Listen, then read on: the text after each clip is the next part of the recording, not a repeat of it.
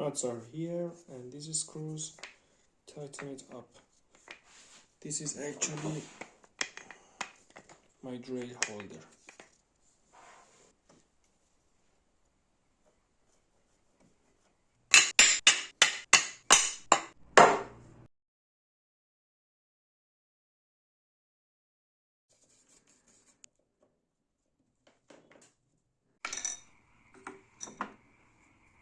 I made this not as a drive center, but it completely destroyed the wood like this.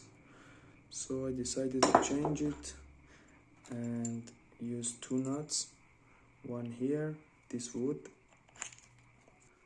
not placed correctly.